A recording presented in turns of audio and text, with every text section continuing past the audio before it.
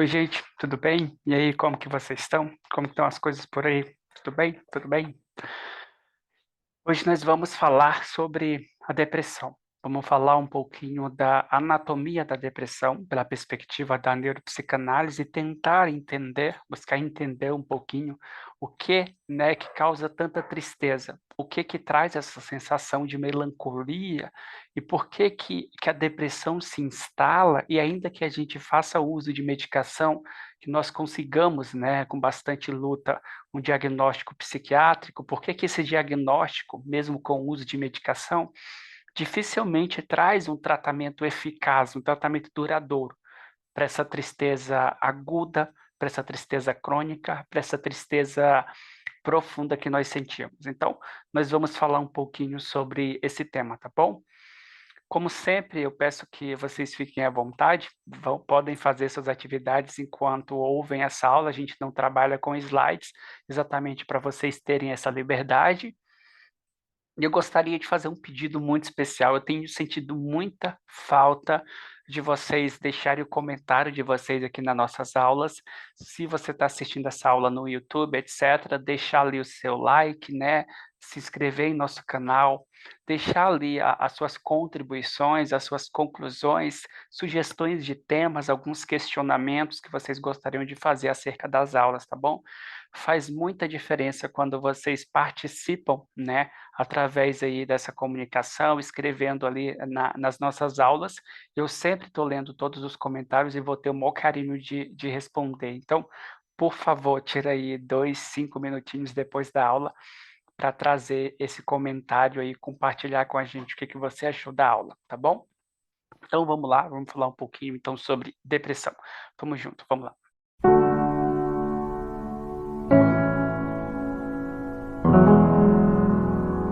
Bom, gente, então vai estar aparecendo o índice aqui do lado da tela. Acredito que está aparecendo o índice aqui. Nós vamos falar um pouquinho, então, sobre a natureza da depressão, como é que a gente pode definir e entender, né, diferenciar ali uma depressão, um transtorno depressivo maior, de uma tristeza comum que nós enfrentamos no dia a dia. Também vamos entender aí qual que é o propósito, né, evolutivo da depressão. Como que a depressão, se é uma manifestação psíquica, mental, psicológica, tem um papel, tem um propósito, ou melhor dizendo, dois propósitos fundamentais, e é o que a gente também vai abordar aqui nessa aula. Vamos falar um pouquinho também sobre a intersecção, né, da psicanálise com a neurociência, como que elas podem contribuir para não somente um tratamento, mas também uma investigação, uma pesquisa, um desenvolvimento de método de tratamento mais eficaz para a depressão, e também olhar um pouquinho para a relevância, né, clínica, social que nós temos aí através da neuropsicanálise como uma perspectiva para trabalhar a depressão, tá bom? Então pega aí a sua água, o seu vinho, o seu chá, a sua cerveja e ouve essa aula aqui, como eu sempre digo, já como um pouco de autocuidado, aí você praticando por si mesmo, tá bom? Algumas coisas importantes aqui para falar do percurso do autocuidado, que nós trabalhamos aqui a neurociência afetiva e a psicanálise, né, a partir da junção da neurociência afetiva, e especificamente do Jaak Panksepp, que é o autor que nós trabalhamos, e o Sigmund Freud, que é o pai da psicanálise. Esses dois autores, o Freud com a centenária, a psicanálise e a Panksepp com a recente neurociência afetiva, juntam-se, cunham junto no Mark Somos, que é um neuropsicanalista, que junta essas duas áreas do conhecimento e propõe, cunha esse termo, né, traz esse termo de neuropsicanálise, que é a junção entre essas duas áreas. Eu acho importante esclarecer isso, porque existem muitos teóricos dentro da neuropsicanálise, muitos teóricos dentro da neurociência e muitos autores, né, a partir depois de Freud dentro da psicanálise. Então, são esses três autores que nós trabalhamos aqui: Jaak Panksepp, Mark Somons e Sigmund Freud, tá bom? Só para sintonizar e posicionar vocês em relação ao conteúdo que nós desenvolvemos aqui no percurso do autocuidado. Bom, primeira coisa assim que eu acho sempre importante quando a gente vai falar de um tema, e sobretudo de um tema tão complexo como a depressão, né, é a gente tentar definir, trazer uma explicação básica, de acordo com o os métodos, os conceitos e os estudos científicos que nós temos e também no olhar mais social. A depressão, né, de acordo com o próprio DSM, que seria ali o dicionário dos transtornos psiquiátricos, vai dizer que a depressão ela seria uma combinação de sintomas tanto afetivos como cognitivos e comportamentais e até físicos, ou seja, afetivo no sentido de afeta a tua relação com as outras pessoas, relação com atividades, relação consigo mesmo, cognitivo no sentido de que vai alterar os seus pensamentos, trazer uma diminuição, né, de serotonina, dopamina, essas substâncias localizadas ali no cérebro a respeito do bem-estar, vai também trazer uma alteração no teu comportamento, seja na questão de alimentação, na questão de socialização, realizar atividades que antes você realizava, e também física, porque vai trazer uma baixa energia, uma diminuição nesse interesse, nesse movimentar-se fisicamente. Então, o DSM, o Dicionário Estatístico dos Transtornos Mentais, vai trazer essas classificações. Ainda dentro do DSM, a gente pode dizer que, falando, né, dos sintomas afetivos, o que ele vai trazer? O que você vai perceber, né, quando você está passando por uma depressão? Um humor deprimido constantemente não é um humor que oscila, que varia através de acontecimentos. Para a tristeza, quando a gente fala de depressão, né, continuar ou estar presente no indivíduo que está vivenciando uma depressão, não precisa haver acontecimentos, ou seja, esses sintomas, esse sentimento de profunda tristeza, ele não acontece após um certo acontecimento, após a perda de um ente querido, após o rompimento de um laço afetivo, o que seria muito comum, né, quando é uma pessoa aí que não está dentro de um transtorno depressivo. Também vai apresentar aí uma tristeza persistente, ou seja, essa tristeza que vai se perdurar por meses, anos e assim sucessivamente. Quando a gente está falando de uma pessoa que não tem depressão, essa tristeza ela é pontual. Ela vem a partir de acontecimentos ali, né? Vem esse humor deprimido. Essa tristeza ela continua por 1, 2, 3 dias. Depois desse acontecimento você processa e essa tristeza persistente ela tende a se dissipar, aí diminuindo gradualmente. No caso, né, da pessoa que está com depressão, não, essa tristeza ela persiste mesmo sem os acontecimentos, mesmo com o passar do tempo. Também um sentimento de desesperança, né, perda de interesse ou prazer em fazer atividades que antes você fazia.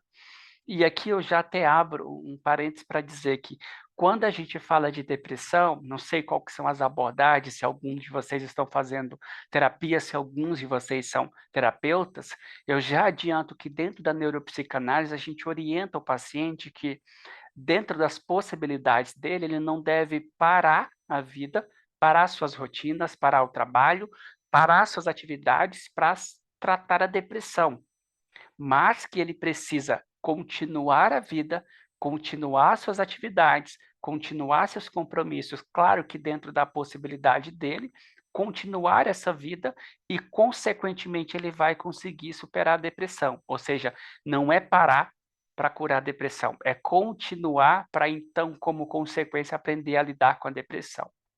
Então, esse prazer, né, pela vida, esse prazer pelas atividades, esse prazer, esse interesse em estar com pessoas, ele é diminuído. Você percebe uma diminuição, um interesse, uma sensação de apatia que consiste aí por mais de uma semana, 6 meses e assim sucessivamente. Quando a gente vai falar ali dos sintomas cognitivos, eles podem incluir, né, os pensamentos negativos, ou seja, pensamentos negativos que são recorrentes. Até algumas abordagens, como a própria TCC, terapia cognitivo-comportamental, vai chamar isso de pensamento disfuncional. Aquele pensamento negativo, desmotivado, desesperançoso, trágico, né, que você tem para pequenos acontecimentos, para pequenos problemas que acontecem no seu dia a dia, desencadeiam em você um pensamento muito catastrófico em relação a esse pequeno problema. Esses pensamentos disfuncionais, né, esses sintomas cognitivos também vão afetar a sua autoestima, vão afetar, né, a questão de você se cuidar, você se maquiar, tomar um banho, dependendo do grau, da depressão, a gente até precisa dizer que a depressão ela existe de diferentes graus e em cada pessoa vai ter aí um grau diferente precisando ser avaliado por um profissional qualificado. Então, existe esse impacto na autoestima do indivíduo, também vai propiciar o indivíduo a sentir uma constante culpa, uma culpa por ser ele mesmo, uma culpa por ser do jeito que é, trazer uma sensação de inutilidade desse indivíduo, de não acreditar que ele tenha de fato uma contribuição, um significado no trabalho que ele exerce, na sociedade que ele vive, na família que ele faz parte, no relacionamento que ele está incluído. Então, os pensamentos disfuncionais, eles vão trazer essa tragicidade para tudo que você pensa, para tudo que você imagina, e como consequência, esses pensamentos vão impactar na sua autoestima, vão aumentar esse sentimento de culpa, de inutilidade, o que vai prejudicar também a tua capacidade de solucionar problemas, de tomar decisões em relação à sua própria vida. Um outro sintoma que também vai estar presente no DSM seria os comportamentos, ou seja, o físico. Você tem um isolamento social. Acho que uma das maiores características da depressão é esse isolamento que o indivíduo sente, que ele vivencia quando ele entra numa depressão, o que vai trazer também uma consequência, porque se o indivíduo não tem uma rede de apoio, a probabilidade dele agravar essa depressão, esses sintomas de tristeza, esses pensamentos disfuncionais, é ainda maior. A probabilidade ela é ainda mais arriscada, né, agravante.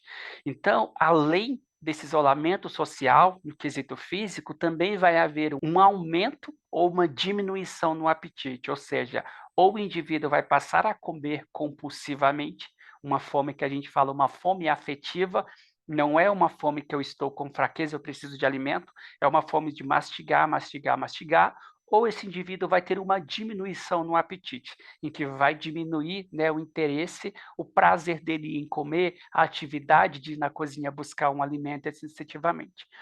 Também um aumento ou uma diminuição no peso, ou seja, ganhar peso através dessa compulsão alimentar, ou, né, perder peso através dessa diminuição desse interesse pelo apetite. Também vai ser impactado por uma diminuição muito significativa na libido, ou seja, o prazer sexual desse indivíduo também sofre uma consequência muito grande, uma diminuição do interesse sexual pelo parceiro, da libido como um todo, e também constante sensação de cansaço, fadiga, um desinteresse, uma baixa energia para realizar determinadas atividades. Então, a sugestão é que se você está vivenciando algum desses sintomas, né, você procure um especialista para avaliar se de fato há um sintoma, se de fato há a probabilidade de você estar desenvolvendo ainda que uma depressão leve, ainda que um humor desequilibrado. Eu sempre gosto de enfatizar que, mesmo que não seja um diagnóstico, consultar, frequentar um profissional de saúde mental já possibilita você começar a construir um pouquinho o que é muito incomum no Brasil, uma saúde, uma medicina, uma terapêutica que haja mais na prevenção do que no tratamento, né, de doenças emocionais. E agora trazendo então um pouquinho de como que nós, neuropsicanalistas, lidamos com a depressão, assim como lidamos com a ansiedade, a bipolaridade e muitos outros transtornos mentais, nós trazemos uma dessas queixas, estou dando um exemplo de uma, mas nós passamos por todas as queixas do paciente. Uma das queixas que o paciente vai apresentar, por exemplo, é os sintomas afetivos, em que ele vai ter lá uma diminuição, um humor muito deprimido, uma tristeza que vai ser mais persistente, uma espécie de desesperança, né? Uma perda de interesse pela vida, pelas atividades e assim sucessivamente. Quando a gente vai buscar um diagnóstico de depressão baseado no DSM, são essas características que vão estar lá. Humor deprimido por mais de 6 meses, vamos dar um exemplo. Tristeza persistente, sem nenhum motivo. Sentimento de desesperança, desinteresse pela vida e assim sucessivamente. Mas na clínica neuropsicanalítica, nós não estamos somente interessados nesse discurso de que a gente vai dizer que a tristeza persistente é um sintoma de depressão. Diminuição do interesse por atividades, prazer, é um sintoma de depressão. A gente não olha considerando isso apenas um sintoma. Como neuropsicanalista, eu preciso considerar na vida de cada indivíduo o que o humor deprimido significa no percurso dele. O que essa tristeza representa como elemento de vida experiencial, o que a tristeza representa no discurso desse indivíduo. Porque imagina só, se eu pego, né, um sintoma de tristeza, por exemplo, e atribuo esse sentimento de tristeza como apenas os sintomas da depressão, eu vou estar levando todos os indivíduos que apresentam uma tristeza a ter uma probabilidade de talvez estar passando por uma depressão. Mas, quando eu vou olhar para o contexto histórico desse indivíduo, eu consigo compreender que o que significa tristeza para esse indivíduo não é a mesma tristeza que significa para esse indivíduo. Ou seja, o que significa tristeza no percurso, na história de um indivíduo, não é o mesmo significado, não é a mesma história que se representa na vida de outro indivíduo. A neuropsicanálise, ela abre espaço para essa subjetividade. A gente considera essa consciência subjetiva. Esse é o material de estudo da psicanálise. A subjetividade, essa consciência, essa mente subjetiva. Se eu trabalho num diagnóstico, num método terapêutico, que eu estou considerando somente os sintomas do paciente, sem investigar isoladamente, minuciosamente, o que cada sintoma representa no percurso desse paciente, eu não estou fazendo um método terapêutico que seja eficaz, que esteja considerando essa consciência subjetiva como a matéria primordial de análise. Porque o que significa tristeza no meu percurso é absolutamente diferente do que significa tristeza no teu percurso. O que significa desinteresse ou humor deprimido no meu percurso é totalmente diferente do que significa tristeza, né, e desinteresse pela vida no percurso de uma outra pessoa. Então, a psicanálise, ela traz essa ponte. Ela abre esse leque de consciência onde o paciente vai poder trazer o discurso dele e, através desse próprio discurso, ele conseguir se ouvir. Que tristeza, no percurso dele, significa abandono, falta de amor paterno, falta de amor materno, falta de vínculos sociais. E que tristeza, na vida de um indivíduo, há um luto, há alguém que ele perdeu e não teve a possibilidade de elaborar esse luto, de superar essa perda. Então, as representações subjetivas, elas são absolutamente distintas. Então, se eu vou considerar sintomas afetivos, sintomas cognitivos, sintomas comportamentais, sintomas fenomenológicos, eu preciso olhar para o que cada um desses sintomas afetivos, cognitivos, comportamentais e fenomenológicos representam no percurso, na história, nas experiências desse indivíduo. Não anulando que o que é tristeza para um é tristeza para todos. O que é desinteresse e humor deprimido para um é tristeza e humor deprimido para todos. Não. Cada um vai vivenciar o humor deprimido a partir da sua interpretação do mundo. E as interpretações, elas se dão na mente, nessa consciência subjetiva. Eu já tinha adiantado anteriormente que a depressão, ela tem propósitos evolutivos de sobrevivência, ou seja, quando, por exemplo, você sente o medo ele se apresenta como um mecanismo de sobrevivência, ou seja, você sente medo porque há um predador, há uma determinada ameaça que, né, está te trazendo há uma determinada ou possível ameaça que pode estar colocando em risco a sua integridade física, a sua própria sobrevivência. E dessa forma, o medo, como uma emoção, um instinto, se manifesta para que você fuja dessa possível ameaça ou para que você lute contra essa possível ameaça. Dessa forma, a emoção visa garantir a tua sobrevivência. O Mark Solomons, que é o tradutor oficial do Freud, do alemão para o inglês, que é neuropsicanalista, vai trazer a ideia de que, assim como o medo, assim como a alegria, assim como a ansiedade, são funções que trazem uma possibilidade ou visam garantir a sua sobrevivência, a sua integridade física, a depressão também se apresenta como um sintoma que visa garantir a integridade, a continuação dos seus vínculos. E por que garantir a continuação dos vínculos. Porque quando a gente fala, por exemplo, dos sistemas afetivos básicos do Jaak-Panksepp, a gente está falando de regiões primitivas, subcorticais. Tanto que essas estruturas afetivas, necessidade de busca, necessidade de cuidado, necessidade de ser amado, sexo, etc., está presente em todos os animais mamíferos. Ou seja, assim como está presente no ser humano, está presente nas estruturas cerebrais dos primatas, está na estrutura cerebral dos caninos e dos felinos e assim sucessivamente. Então, nós compartilhamos dessa primitividade com os demais animais. E se nós compartilhamos dessa primitividade, significa que quando eu falo de sobrevivência, eu estou falando de regiões, coisas, evoluções muito primitivas. Então, uma das primeiras funções da depressão é fazer você conservar, ou seja, perceber quando os seus vínculos estão sendo ameaçados, quando existe uma possibilidade da ruptura de algum vínculo. E aí, a vínculo, eu estou dizendo vínculo no sentido de pessoas que te oferecem cuidado, pessoas que te oferecem acolhimento, carinho, alimento, afeto.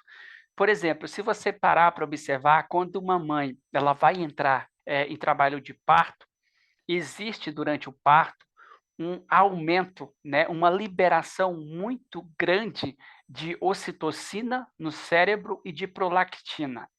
Esses hormônios, eles são responsáveis por, principalmente a ocitocina, construir esse vínculo, esse amor, que vai fazer, garantir com que a mãe cuide desse bebê, desse filhote, dessa cria, e, consequentemente, fazer com que a mãe, através da prolactina, né, produza leite materno para poder alimentar essa cria, esse bebê. Então, essa ocitocina ela tem um papel muito importante em traçar, né, solidificar esse vínculo mãe e bebê.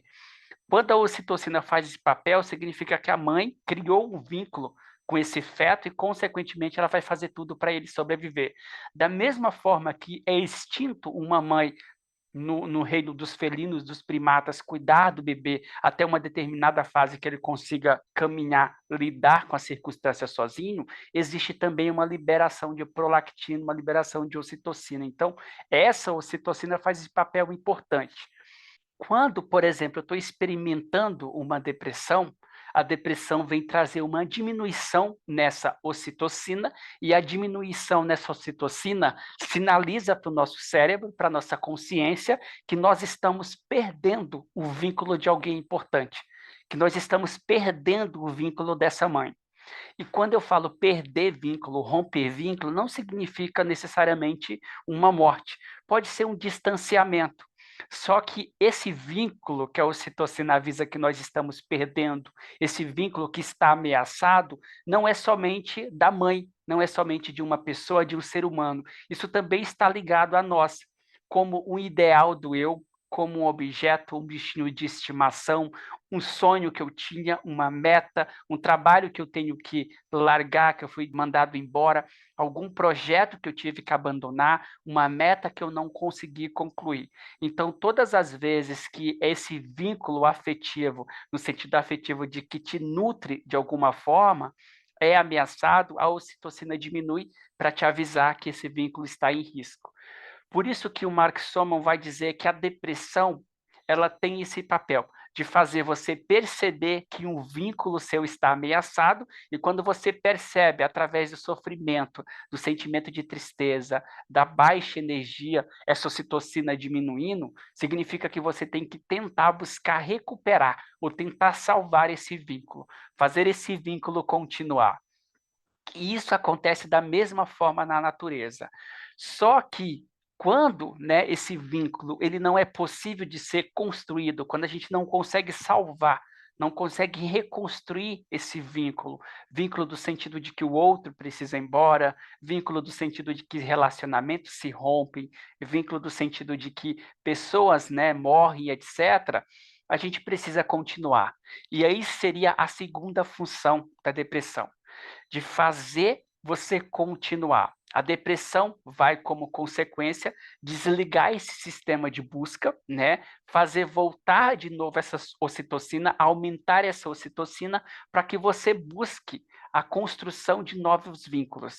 para que você deixe, primeiramente, no primeiro estágio, a ocitocina vai diminuir, para que você deixe de buscar esse vínculo, resgatar esse afeto, esse laço afetivo que já se rompeu, e depois ela volta a aumentar para que você consiga reconstruir novamente novos vínculos. Então, a grosso modo, o que o Mark Solomons quer dizer? A depressão, ela está sempre associada a uma perda.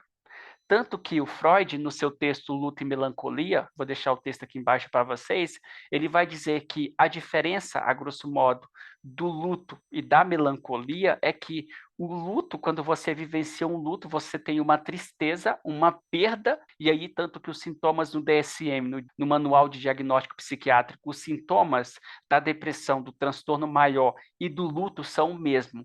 A única diferença é o que o Freud já falou há mais de 100 anos atrás, que no luto, quando eu vivencio um luto, significa que eu tenho um objeto perdido. Esse objeto é claro, é uma pessoa que morreu, é um animal que morreu, é um objeto que eu perdi. Então, esse luto, ele tem um depósito para eu colocar essa minha tristeza, esse meu sentimento de desânimo. Ou seja, existe um objeto que eu perdi que justifica eu estar enlutado, eu estar entristecido.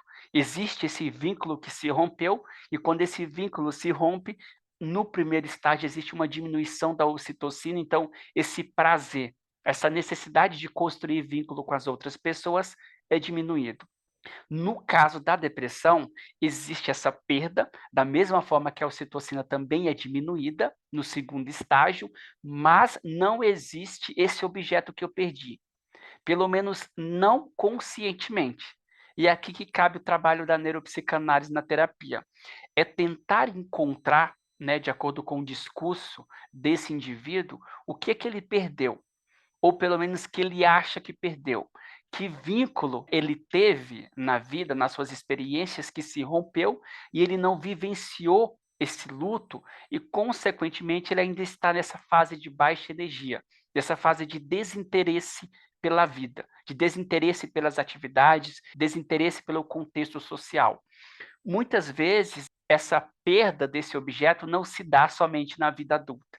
Tem muito a ver também com a nossa infância, com o abandono de um pai, o abandono de uma mãe, um pai que vem a falecer, por exemplo, e esse falecer para a criança ele não é interpretado como uma morte, é sempre um abandono.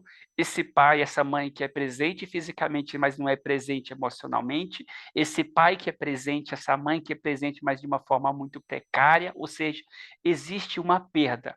É a perda desse cuidado que você não recebeu da mãe? É esse cuidado, esse afeto, esse carinho, esse amor que foi negligenciado? Mas a ideia é, olha aí para o teu percurso, olha aí para a tua história, percebe que amigos que se distanciaram de você, que sonhos que você tinha, que você teve que abrir mão, por uma questão de possibilidade financeira, por uma questão social, por uma questão demográfica, por uma questão trágica, mas de alguma forma há uma perda na tua vida. Se a depressão, sobretudo, é constituída na vida adulta, essa depressão está diretamente associada a uma perda. O processo terapêutico é tentar encontrar essa perda, esse objeto que foi perdido, e através da identificação desse objeto que foi perdido, vivenciar o luto por esse objeto, reconhecer, trazer à consciência que aquele vínculo se rompeu, e como consequência se direcionar para o mundo, para as pessoas e reconquistar outros vínculos sociais. Então, a depressão está associada a uma perda e isso é inegável. Uma outra coisa fundamental da gente dizer é que quando a gente fala do sentimento de perda, existem dois estágios. E aí eu vou, né, pegar como exemplo um filhote aí, porque a gente está falando de estruturas dentro do cérebro muito primitivas, que buscam a sobrevivência. Então, existem os animais na floresta e, de repente, vamos pegar aí um filhote de lobo, né, ou um filhote de primata, que é mais próximo de nós, esse filhote de primata, ele se perde da mãe. Ele cai da árvore, se perde da mãe, e ele começa a buscar essa mãe. Nesse primeiro momento, existe essa excitação, esse primeiro estágio, em que a ocitocina aumenta, o sistema Seeking, a noradrenalina, a dopamina, essa endorfina, ela aumenta, existe um grito, uma vontade gigantesca de gritar, os batimentos cardíacos aceleram, uma inconstância, uma euforia que te impulsiona a desafiar o mundo, bravar a floresta e encontrar a mãe, encontrar essa figura, porque você está sendo impulsionado a preservar esse vínculo. Quando você anda algum tempo, quando você grita algum tempo, chama pela mãe algum tempo, e essa mãe não aparece, automaticamente você entra no segundo estágio, que daí é o estágio do luto, que é o estágio de compreender que você não conseguiu reconquistar esse vínculo, que você chamou, mas essa figura de cuidado não veio, que se você continuar andando, você vai para longe da onde a sua mãe está, você vai para longe do seu ninho, e aí, como consequência, essa mãe não vai conseguir te encontrar. E na floresta, para você não atrair predadores, para você não virar a janta de algum predador, o nosso sistema evolutivo vai chegar nesse segundo estágio do luto, em que o animal ele vai ficar retraído, quieto, em silêncio, no canto, para não chamar a atenção do predador. Não vai se distanciar, vai ficar ali naquele cantinho, etc. Observa aí quem já vivenciou a feliz experiência ou já viu a feliz experiência de quando você perde uma criança, por exemplo, no supermercado. No primeiro momento que a criança se perde, a criança começa a gritar, a correr entre os corredores, essa euforia, essa ocitocina gritando, cadê meu pai, cadê minha mãe, e chama, e quando depois de um determinado tempo essa mãe não aparece, vocês vão perceber que essa criança ela se retrai, ela fica quieta, você pergunta, ela não responde, ela fica ali no quietinho, etc. E isso é um mecanismo de sobrevivência. Isso se apresenta em todos os mamíferos, como também se apresenta nos seres humanos, ou seja, esses dois estágios. Mas, como função primordial, a depressão está ligada nesse segundo estágio. No segundo estágio em que você tentou recuperar essa figura de vínculo, esse segundo estágio em que você tentou, né, buscar esse pai, buscar esse afeto, ou talvez você ainda esteja nesse estado de tentar conquistar o mundo, tentar buscar fama, ganhar dinheiro, fazer determinada faculdade para ganhar aprovação, a validação, recuperar esse vínculo de validação, de aprovação com o pai, com a mãe ou com alguma outra figura, ou muitas vezes com uma personagem de você mesmo, ou você está numa depressão muito maior, significa que você está no segundo estágio, que é o estágio do luto, que você está retraído, desanimado, em silêncio, quietinho, para não atrair nenhum predador. E aí, esse tá quietinho, em silêncio, traz essa insegurança em direção ao mundo, traz essa incapacidade de acreditar em si mesmo, traz esse sentimento de culpa por ter se distanciado da mãe, traz esse sentimento de desesperança, porque essa mãe não apareceu no primeiro estágio quando eu estava gritando com ela. Então, essa sensação de abandono se constitui o luto. Existe o objeto perdido.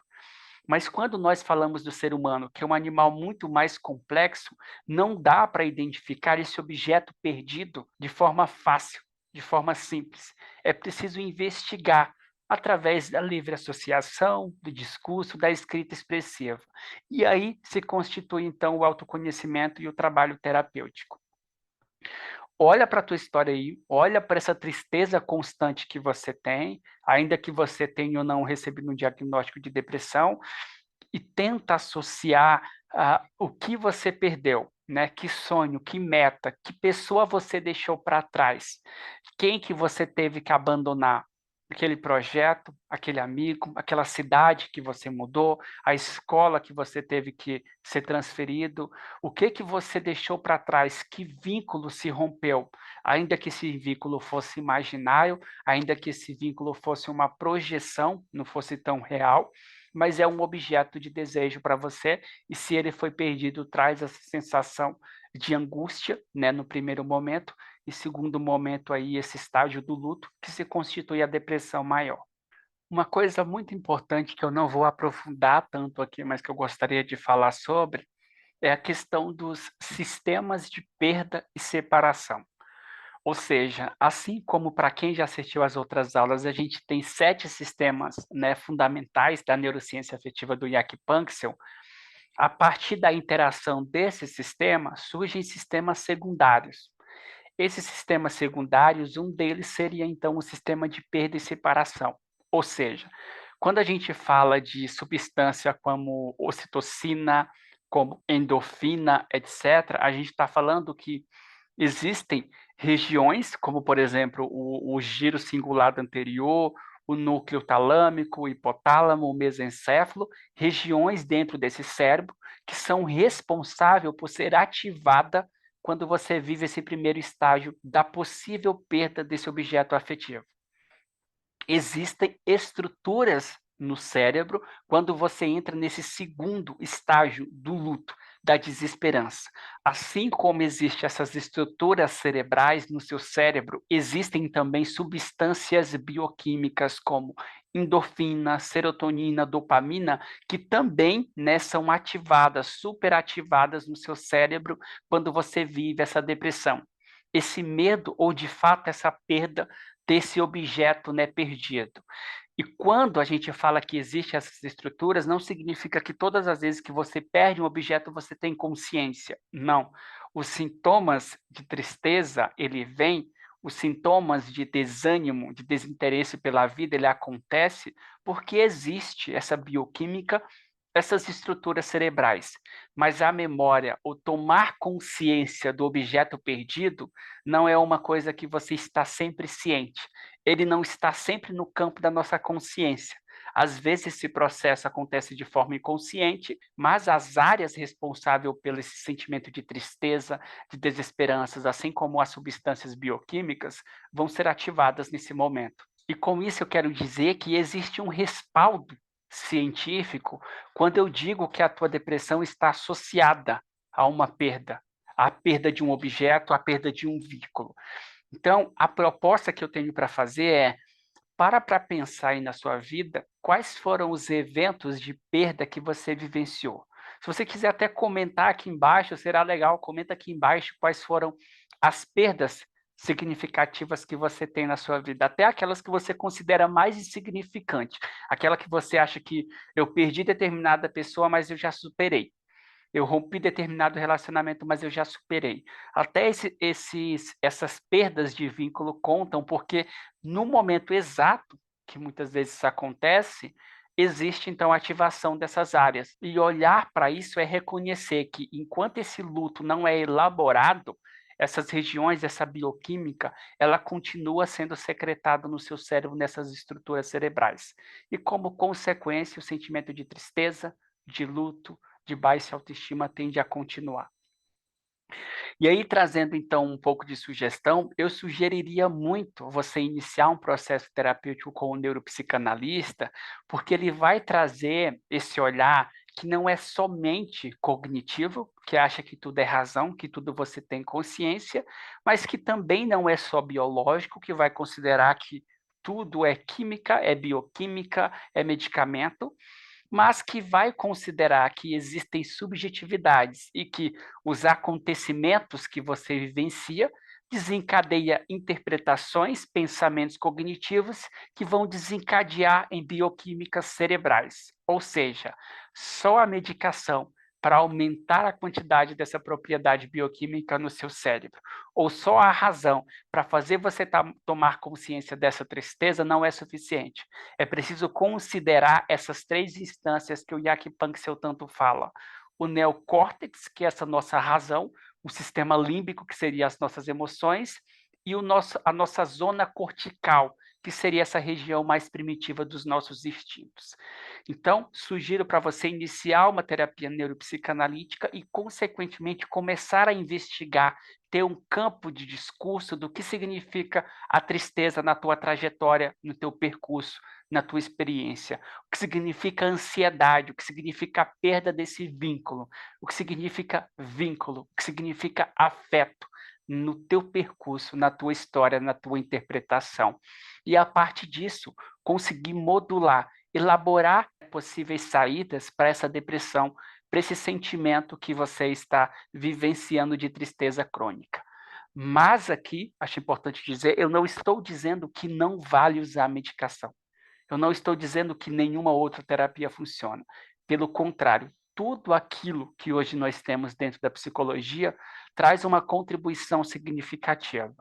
Mas o caso é, você tem consciência suficiente do que a tristeza significa no teu percurso? Você tem consciência suficiente do que a ansiedade, o abandono, o afeto, o amor paterno, materno significa dentro do teu percurso? Se você não tem essa consciência, você precisa de um campo para falar sobre ela. E de preferência que você fale sobre isso não anestesiado, tá bom? Gente, acho que é isso. Me digam aí se essa aula fez sentido para vocês. Por favor, não deixe ali de colocar as considerações de vocês a respeito dessa aula.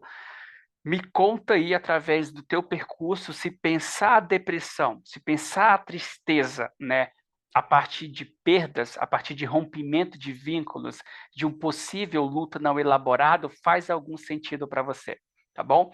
Se você é terapeuta, me fala se você já pensou nisso a respeito dos seus pacientes, e se você é um terapeutizando, um analisando, ou apenas um amante do autoconhecimento, me fala aí se pensar sobre isso faz algum sentido para você. Tá bom? A gente se vê na próxima. Fiquem bem. Até mais. Beijo.